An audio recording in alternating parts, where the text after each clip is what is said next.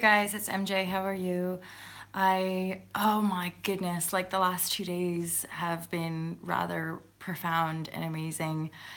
And it's sometimes tricky coming to these live shares and putting into words the effectiveness of any given download.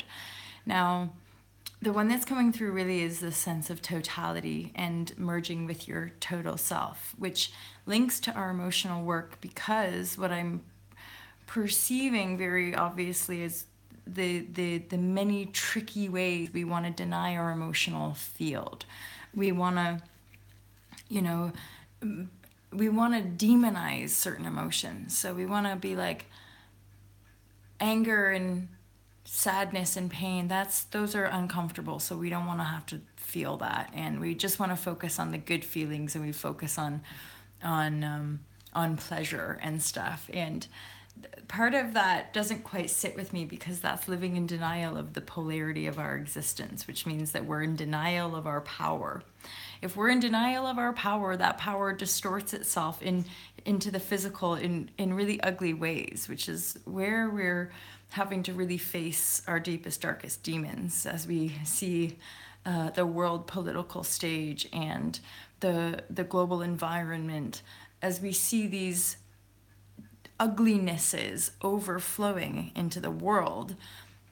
That is truly representative of millennia of denying the divine. Now, denying the divine is what has resulted in the illusion of separation and also the illusion of polarity. Now, a huge piece that came from me was that the real truth is that men and women are the same. We're all human beings. We all feel, we all think, we all breathe, we all have desires. And we really are a lot more alike than how we've been socially conditioned. As we unravel those conditions and programs, we have to feel the wound of separation. And the wound of separation is the many, many veils and layers that are lifted when we come back to our power. And yet, again, what I'm observing is that people wanted to have one emotional storm and want it to be over. And yet, for me, it's the thing of I'm now really beginning to enjoy the journey. And I know that like Abraham talks about that of like, can you not just fucking enjoy the journey, people? And how I have come to enjoy the journey is by embracing myself fully. And that means embracing my anger and embracing my sadness and embracing my pain and embracing my heartache and embracing my own self-betrayal and denial, right? Embracing the totality of who I am so that I can merge with the fullness of who I am. Now, the more we own the responsibility of the fullness that we are, the more we become the blanket of our own divine creation so that we can direct it. If we're disowning parts of ourselves, i.e. choosing not to feel pain, distortion, unworthiness, ungratefulness, if we're always wanting to project those emotions onto the people and things around us, then those people and things keep coming back to remind us of what we're holding, to remind us of the energies that we carry, whether it's ingratitude, whether it's anger, whether it's sadness. The world around us will reflect that, right? And remembering that it's all part of self. So if people are leaving our lives, then there's an aspect of ourselves that we're having to let go of, whether good, bad, or right or wrong. We can either be going round in a figure of 8 on one level, we can either be going down into despair, into darkness, into fear, or we can be moving up the vibrational ladder consciously. Hence, owning the depth and the darkness of the totality of who you are to shine light onto it and keep it rising up. If we do not shine light into the darkness, we perpetuate darkness patterns. We perpetuate uncomfortable situations. Hence, the illusion of separation, because it's an illusion of your own creation, but the unconscious illusion is that your reality is outside of you and has nothing to do with you. Your conscious integration or conscious choosing is also an illusion, but it's of your conscious choice.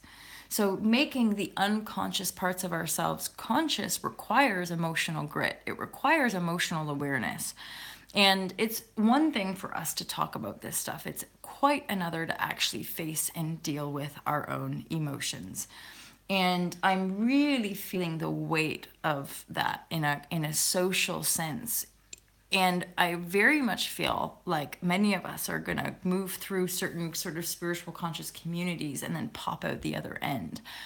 Because now I'm just again, there's no work specific to men or specific to women. There's no such thing as like the divine masculine in a man form and the divine feminine in a woman form. We are all unified beings. I am also the divine masculine and the divine feminine. A man is also the divine feminine and the divine masculine. We are holistic beings. We are total and complete beings, and everything we see around us is our own reflection. It is a reflection of self. Hence why holding grudges, holding grievances, or thinking that we know other, especially when there's negative emotions attached, thinking we know other when negative emotions are attached, is a judgment and distortion of self. So it's slamming your external world with a negative emotion so that you don't have to integrate that aspect of yourself. It's kind of weird stuff, and I'm having to face deeper aspects of this, and realizing it's so challenging and coming up against the denial of it. This speaking to people like they're somehow separate from you and that their emotions have nothing to do with you. And I keep coming back to this because I'm having to keep coming back to this. It's, like for millennia, we've had these spiritual communities, which for a long, long time, women weren't even allowed in them. So unless we have conversations and talk about this, unless we are willing to actually listen to women and their insight and their point of view and their perspective in a real way, then nothing will change. And there again, like, this emotional stuff that people don't want to look at and people don't want to deal with and people don't want to own up to is it. It's how we manifest, and people want to keep it all nice and fluffy, and people want to talk about love and light, but they don't want that love and light to be kind of tainted with anger or darkness, but they don't realize that the love and light only exists in darkness. We are pioneers of new worlds. We shine light into the void. That's an aspect of creation, is the light and the darkness. It's a container. So in truth, we are one with the container of existence. As manifested thought or manifested creation, we are light, but we are light within the container of darkness to explore infinite space as an aspect of infinite consciousness and eternal consciousness. So we are the fullness of our own creation. The weird fucked upness about this, the nature of this reality, is that people, one, have forgotten, and people, two, are trapped up in their own illusions. Here's the big thing. I talk about it in the Fearless Life Guide, surrender knowing. Our thoughts are not true, guys. The thoughts that we think are not truth. They're not ultimate truth. Nor are the feelings that we feel ultimate truth. However, we have thoughts and we have feelings, and we are born into this manifested reality. What are you going to do with it? How are you going to choose to live your life? How do you want to choose to live your life? Because your thoughts and your feelings are perpetuating the life cycles that you're creating in this reality.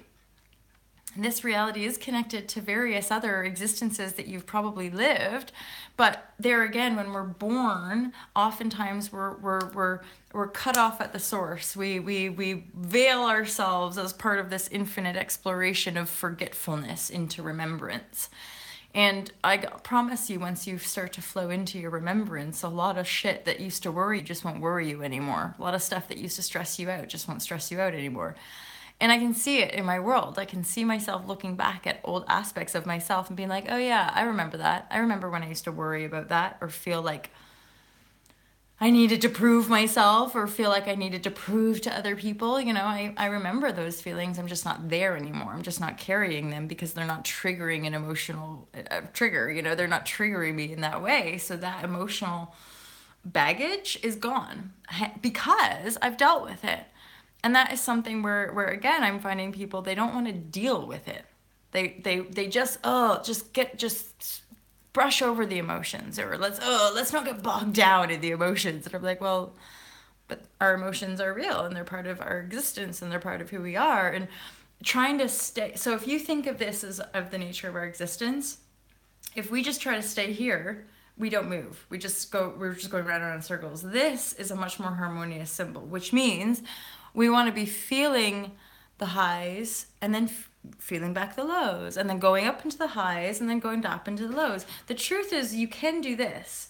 It might feel like you're doing this, but you're really going up and up and up and up. Bottom energetic emotions, they do bottom out. They do eventually kind of lessen their grip. You do get lighter and lighter. It's just not a quick fix. It's something that you have to keep at. It's like we do one retreat, have one emotional storm, and then want ourselves to be fixed and healed. But what we often forget with this quick fix culture is that we ourselves are the ones responsible for our own healed state.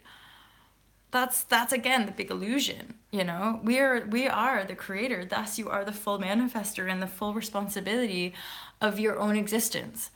We just give it away. We just give our power away really easily, and we're taught to, and we're programmed to, and all that kind of stuff. So you coming into union is just you owning the totality of who you are. And I'm here to hone in on a message for humanity that men and women are all the same, that we all think. That's divine union. I'm in union with self, and so I can see and acknowledge all the different aspects of myself. Energies I have to let go of, energies that I'm calling in, energies that I have to face, fear that I have to look at, confusion that I have to just cut out of my life. It's like, it's all there, it's all obvious, and it's all coming from a place of clarity, not judgment, not confusion, not grudges, not bitterness, just clarity of, I know self, and I know where I'm going, and I know what doesn't suit. I know what feelings don't align with this feeling. And how to get there is by having to face a lot of deep shit, having to face a lot of deep density and darkness. And so often is the case in our bubble gum world that we go from one state into another, or you could say we go from one industry to another industry to another industry, seeking ourselves. So whether we're seeking ourselves in our corporate job, or whether we're seeking ourselves in a yoga class, or whether we're seeking ourselves in a husband, all of it is an external seeking born of the illusion of separation, which means you're just going to be stuck in patterns. You're going to be stuck in patterns, and usually patterns get worse and worse and worse until you face it and own it, integrate it, and move on. Release it, right? That's the processing, that's the work that a lot of people deny or distort, or they don't want to do, or simply they don't know how. And they have one emotional storm, and because of our social demonization of it, people have one emotional storm, like, oh my God, I'm a failure, I'm a horrible human being, and so I have to forget that, And what I'm really trying to lift the lid on for humanity is saying the emotions that are uncomfortable aren't bad. You're not wrong. You're not wrong and bad for having these deep dark emotions. Look around us, there's shit. So we need to keep processing emotion and stop pretending like it's this horrible thing that we're emotional, because we are mainly water, guys. We are just energy, and emotion is energy in motion. And if we're trying to deny parts of that emotional field, it distorts itself in the physical reality as fucked up shit. Because the distorted reality is the law of attraction. It's reflecting back to us this, I don't want to look at it. I don't want to look at it. I don't want to look at it. And at some point, you just got to look at it and stare it down so it doesn't bump up against you and freak you out every so often, And that's just how it goes. And that's like, even working with people that I'm suddenly like, have you even read my book? Do you even know the work that I do?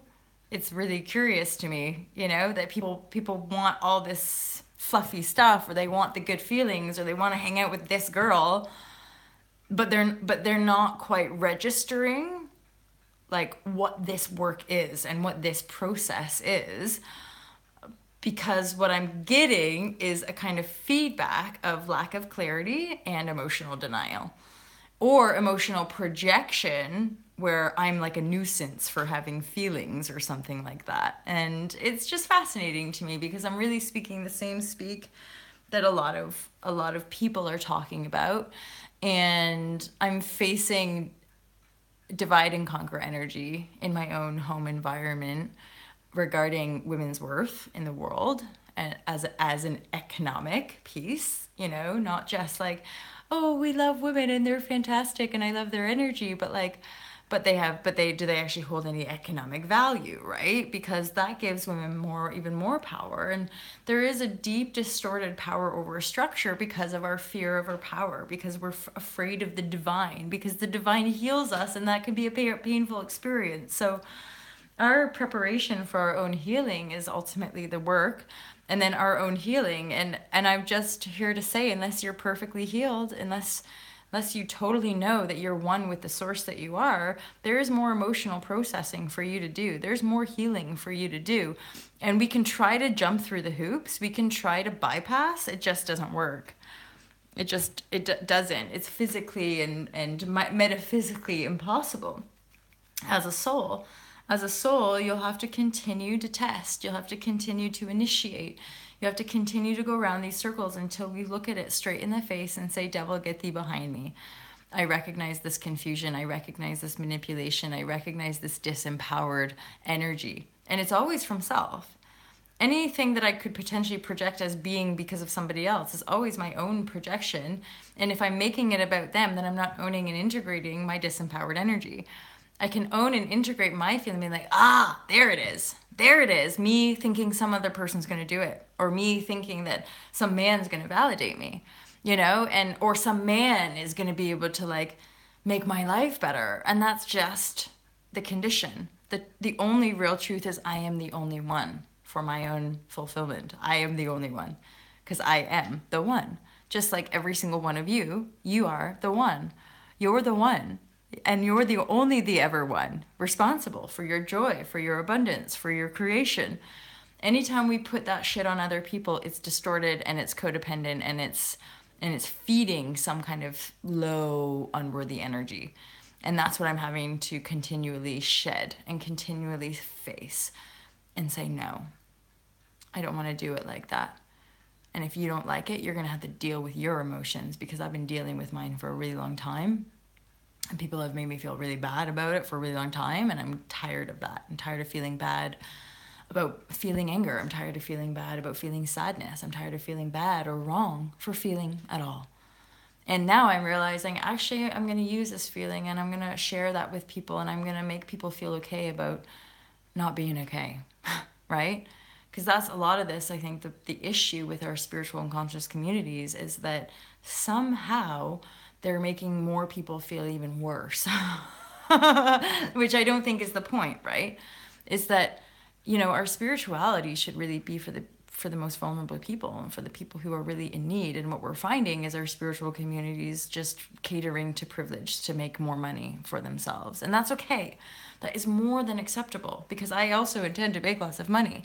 However, my real concerns are for the people, the very, very bottom, who are struggling right here in this country where I live. Because I saw an article about Trump and this wall thing that he's wanting to build, and I thought, wow, isn't it fascinating that your focus is on raising more money to build a wall when there are issues right on the land of your own country? How can we be so concerned about raping and bombing foreign countries when there are people in your own country who need service and help? Same in the UK.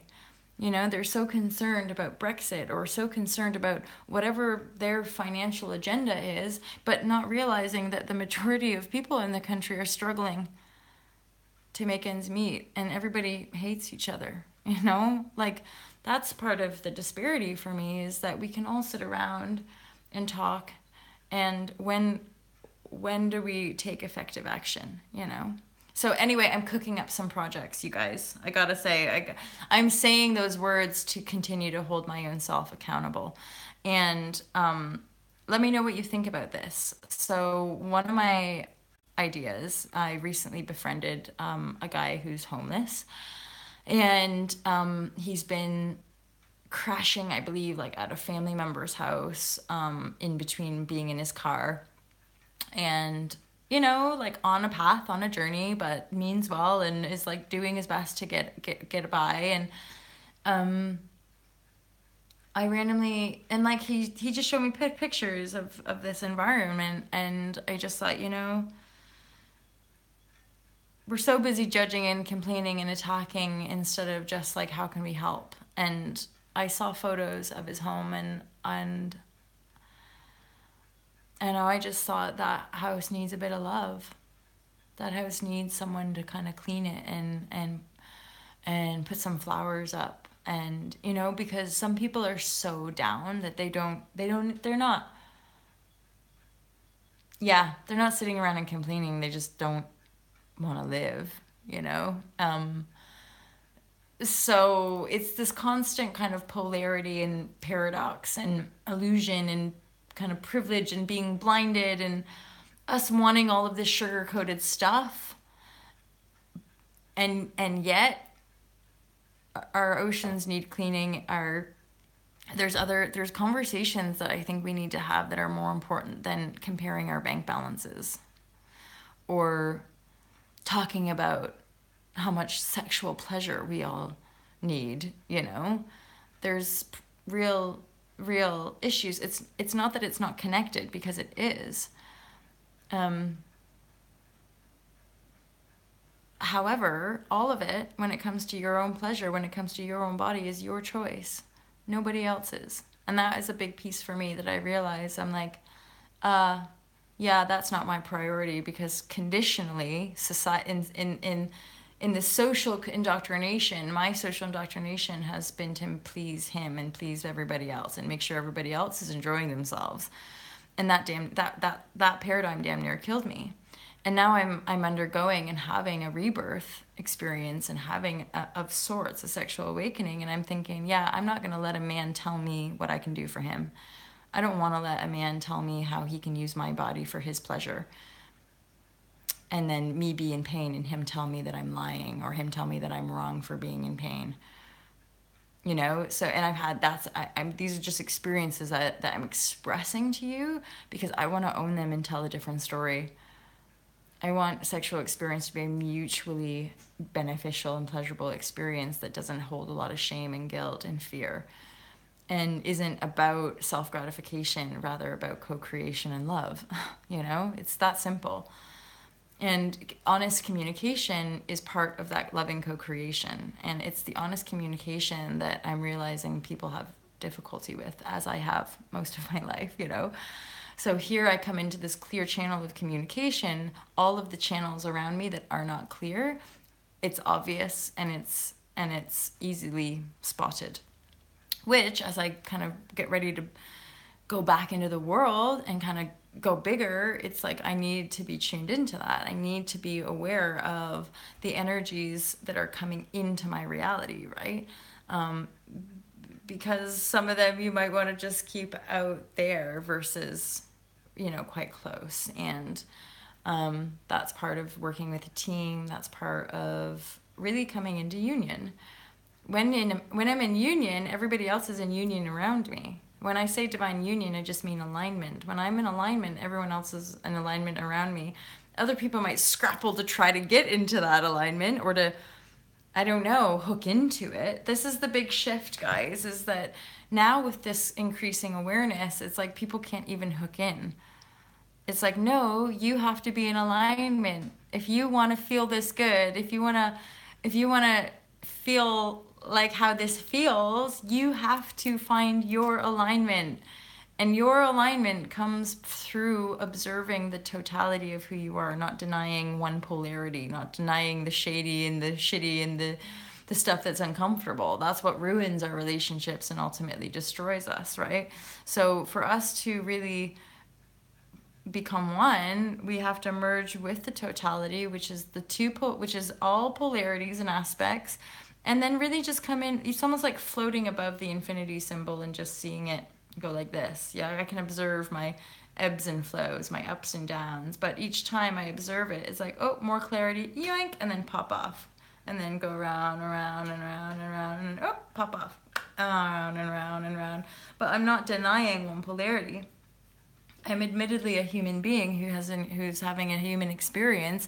I'm just very focused on observing it and deducing what am I doing, you know? And to be honest, when you start doing self-study and reflection from a detached point of view, you can see I can look over every single, even from early childhood, because of my divine remembrance, I can see how all patterns were created, where they came from, what density streams they come from, what lessons and challenges I'm born with and contracted with in order to be of service to humanity. It's often the case we have to go through the system to be able to understand it, to be able to help our brothers and sisters who are still in the system, who are still veiled, because our light is here for them, because we are all one, you know? And if we recognize we're not wanting to stick around in a shitty paradigm with power over and everybody using and abusing one another, then we ourselves are responsible for ending the cycle of abuse within self. And the only way I can do that is to become self-responsible and self-aware. And that, my friends, is divine union. Because it's not it's just undeniable. It's undeniable. It's I know self from within self, and everything else around me is that self, is a reflection of that self, and the illusions that are becoming less me are falling away, or they fall away completely. So I hope that was useful to you guys. I am wishing you a glorious, wonderful, awesome day, and I look forward to seeing you soon. Take care. Bye.